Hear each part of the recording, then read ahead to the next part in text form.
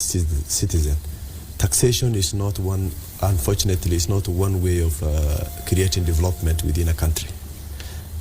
We took samples of or examples when we are introducing the taxation and the economy of Singapore and Malaysia. They never taxed their citizens. What they did was that they reduced the taxation and increased productivity in terms of attracting more producers.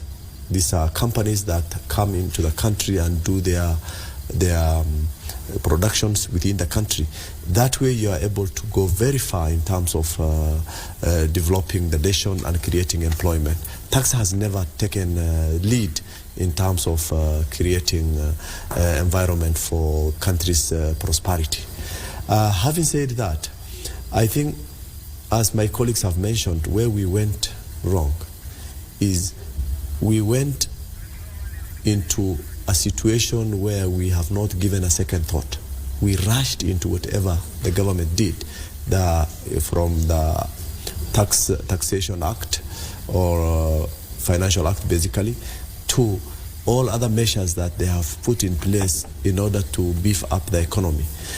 All those didn't work out. For example, let me give you a simple example. If we reduce the cost of wheat flour, for example, that's or unga, that is staple food for a Kenyan family. You need salt, you need the tomatoes you have seen on all those other products, you need kerosene or fuel, you need transportation of that product to where you are, and all those contributes to overall that specific meal that you are eating. So if we value the meal of an individual and the cost that is involved, then we know very well one component of that meal, reducing the cost, will not be a solution to all, or will not be a solution to reducing or increasing, reducing the cost of living. So tax has never played a single role. Secondly, from the political perspective, Kenyans will not want to reason logically and research on whatever they want to pass. For example, parliamentarians, they just do fancy things and pass laws because they are responding to their masters. For example, if certain law comes in, then it is like we must have clear pathway in which that law has been analyzed. If this law has not been analyzed and the writing has, technocrats have not looked at it, parliamentarians, unfortunately, are not technocrats. They are supposed to have a technocrat who look at everything and look at it from the perspective of now, tomorrow, and the future generation. If we always look at things at very short feelings, then the end result is that we are not able to reverse the damages that we go in. Similar situation is happening to us.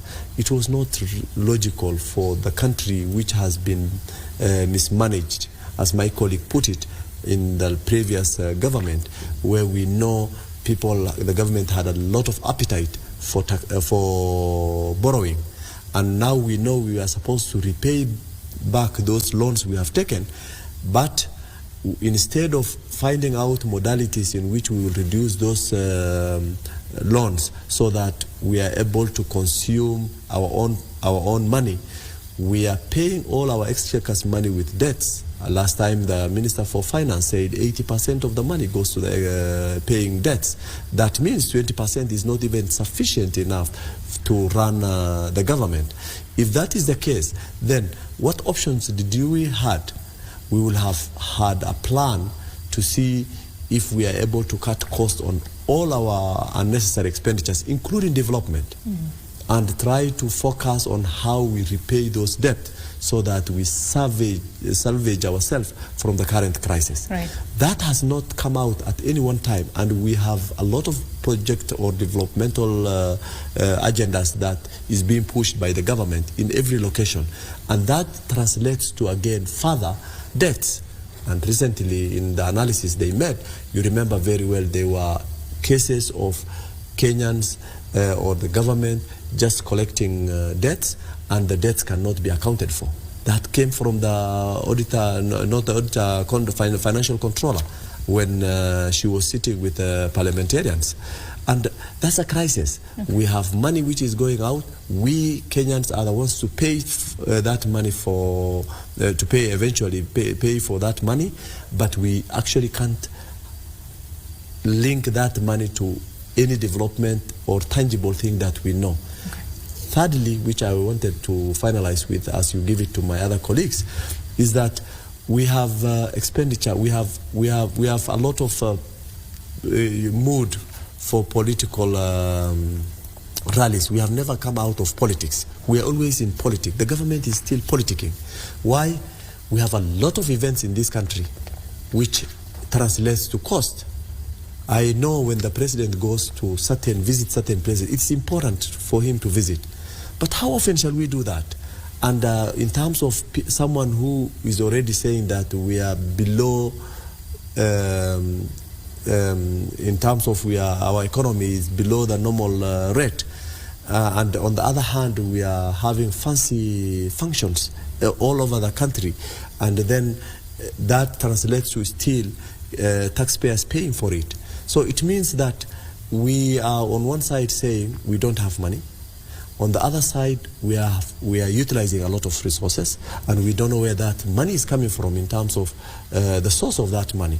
But again, is it debts that we are using? Then if we are using debts, then we are not very far away from becoming Greece. You remember Greece was under receivership just because they couldn't pay back their debts. And when the government cannot pay back their debts, we as Kenyans cannot pay also our debt, because majority of us are on mortgages, on loans that we have taken to build our homes, and that way we will be in crisis, and the country will be under receivership of those governments that have loaned us their money, because this will become their property indirectly. Okay, thank you very much for your